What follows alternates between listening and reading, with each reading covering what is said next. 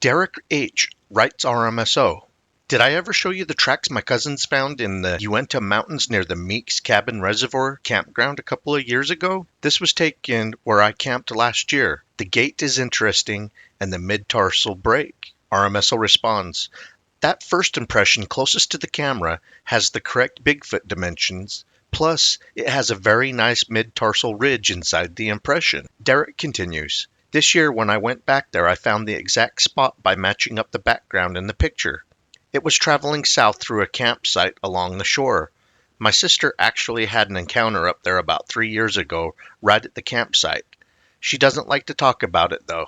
I've tried to get her to talk to someone about it, but no dice. It shook her up a bit. She sure heard it outside her tent.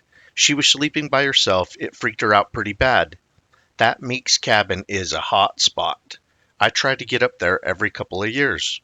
RMSO states, these tracks remind me of a long string of Bigfoot encounters southwest of that location that lasted 3 or 4 years, and it motivated officials, Sasquatch research groups, and enthusiasts to scour the sighting locations on several Bigfoot expeditions, along with several newspaper articles about the sightings and investigations. Please forgive our noisy camera we used during our own investigations into some of these same locations. That camera has since been retired. The Uinta mountain range seems to be an epicenter of Bigfoot sightings in North Utah.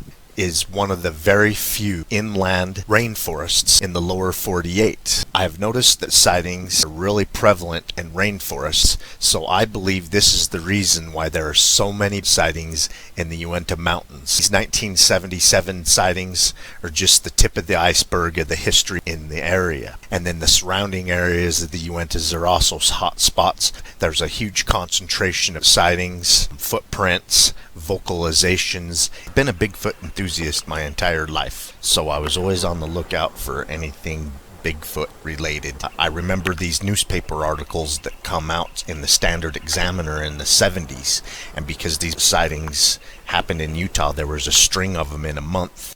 It was very exciting to me. That's where I was from, and I'm going to tell you a little bit about them. Thursday, August 25th, 1977, the Standard Examiner. The article was written by Bert Strand, the outdoor editor of Ogden, Utah. 2 North Ogden men and 6 young companions said today they watched a gorilla-like creature in the high Uinta Mountains that matched the reports of Bigfoot. Jay Barker, who has hunted big game animals in the area for years, said the creature was estimated to being around 10 feet tall. He said it was covered with a white mantle of hair over its shoulders and halfway down its huge body. The lower portion of the creature was dark-colored, said Mr. Barker, who said after it spotted his party, it ambled off on its hind legs. Mr. Barker and his 2 sons, Brent, who was 12 years old, and Danny, who was 6 years old, had hiked to the top of the ridge between Pass Lake and Coumarant Basin at the head of the Weber River drainage. They reached the top of the ridge at noon on Monday and made contact with Larry Beeson and his 3 sons and a family friend.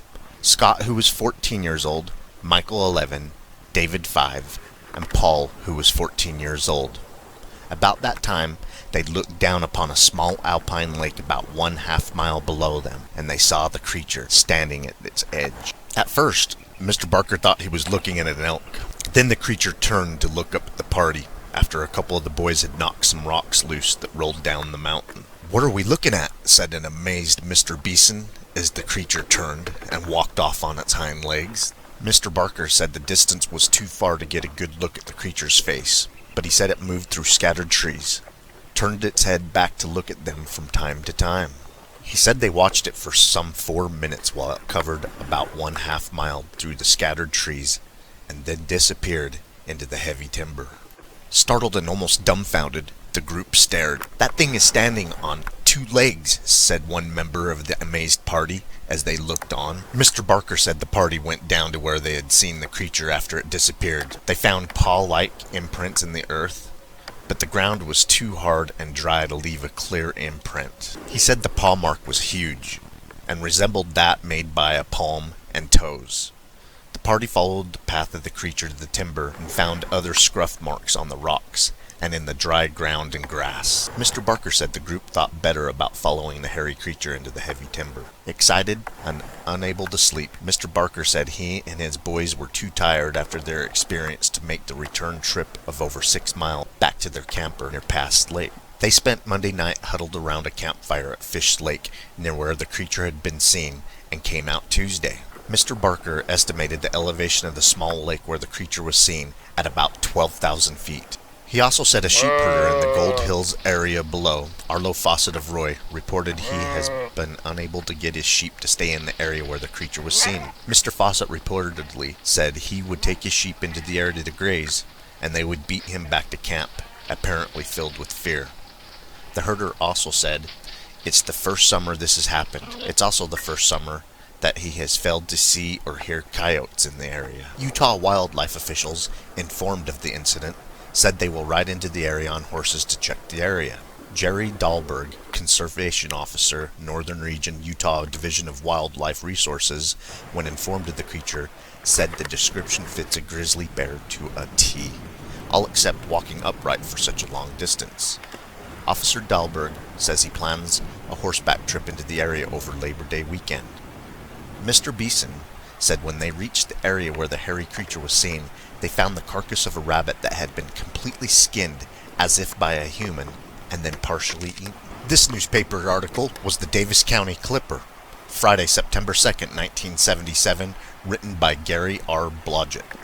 2 Davis County couples from Bountiful and Hill Air Force Base have joined the bandwagon of those who reportedly to have seen Bigfoot, a legendary animal-like beast in the high Uintas. Mr. and Mrs. Robert Melka and Sergeant and Mrs. Fred Rosenberg saw not only one, but 3 of these strange-looking beasts. We sat on a ridge, looking into a meadow only 300 to 500 yards away when we saw the first creature, said Mr. Melka. A few seconds later, a second beast, both much larger than humans, entered the meadow, and the 2 of them romped back and forth in a clearing for at least 10 minutes. He said the weather was clear and there was no obstruction. All 4 spoke very empathetically about what they had seen, and the 4 interviewed separately as couples, reportedly seeing exactly the same things, and described in detail what the creatures looked like and their actions. These things, whatever they were, walked and ran only on 2 legs. They had arms, legs, and bodies much like a human, but covered with hair. Only their hands and feet did not have hair, they said. Their profile was to us much of the time, and there was no question about them having only 2 legs, but their legs and arms appeared to be out of proportion, larger than those of humans. 2 of them would romp and play in the meadow while a third stood some 100 yards away at the edge of the meadow near the point of a cluster of pines. The 3 were in perfect view all of the time except for a few seconds when 2 of them disappeared into a wash, but returned again to the meadow. They could not see us as we were above them on a ridge, somewhat secluded. Then they would run, they would take tremendous strides and would cross a 100-yard clearing in rapid speed. They could not have been bears or other animals. We don't know what they were, but they were something that we had never seen before. They did not have the pointed snouts as bears do, and we had a good long look at their profiles. Sergeant Rosenberg said he has hunted wild game for more than 25 years around the world, and these are nothing like anything he has ever seen before in real life or otherwise. The beasts were described as being 8 to 10 feet tall, with much broader shoulders than humans, with distinct arms, hands, legs, and bodies much like humans. It's hard to judge our exact distance, but I know that if they had been elk, I could have killed them with my high-powered rifle that has a telescopic sight. We were that close, said Sergeant Rosenberg. The sighting was on July 10th, but the 4 never discussed the matter further among themselves or with anyone. The Melkas never even told their children, and the Rosenbergs told their family only that they had seen something strange while in the Uintas. We thought a lot about it, but didn't want to talk about it and be humiliated by those who wouldn't believe us, said Mr. Melka. Sergeant Rosenberg said that when the first sightings were reported last weekend by Jay Barker and his party from North Ogden, we decided to tell the world what we had seen earlier in the month in the same general area of the primitive Uintas.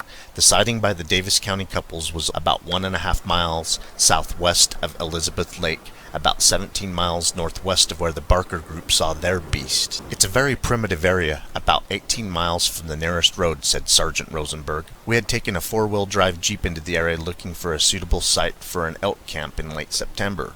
We stopped and walked to the ridge to look into the area. Pat, Miss Rosenberg, was the first to catch the creature out of the corner of her eye. At first we were shocked at the huge size of these things, but then we became intrigued and just stood and watched them. We weren't scared, but we were apprehensive. They said as luck would have it, they left their rifles, binoculars, and of course cameras at home. Had we been better armed, they only had 2 pistols, we would have searched for the creature, said Mr. Melka, but we weren't going to go after them on foot after we had seen them. Sergeant Rosenberg said he is going back into the area this weekend bow hunting, but will probably take a rifle and camera along. The 4 will return there about September 26th for the elk hunt, and plan to camp at the same exact spot they saw the creatures. They said Bigfoot Association in Mount Hood, Washington was notified and will come to the site for a thorough investigation within the next few weeks. Meanwhile, it's feared that many curious people will be going into the area to search for Bigfoot. Saturday, September 3rd, 1977. Ogden Standard-Examiner by Brett Strand, outdoor editor. Search party tracks Bigfoot. A party of Bigfoot experts from throughout the nation are scheduled to be in the Uinta Mountains this weekend to check on Utah's reports of the creature. The group will be taken into the Kuberant Basin at the head of the Weber River drainage, where such a creature was reported seen by a couple a few weeks ago. Leading the party will be Jerry Dahlberg, Weber County Conservation Officer, Utah Division of Wildlife Resources. Officer Dahlberg says he plans to make plaster casts of footprints he believed made by the creature that was spotted near a small lake. 2 North Ogden men and 6 youths reported seeing the gorilla-like creature that ambled off into the timber after seeing them. The party was about a half a mile away from the ridge and watched the creature move off for about a half a mile before it disappeared. Jay Barker of North Ogden said the creature had a mantle of white hair down its body.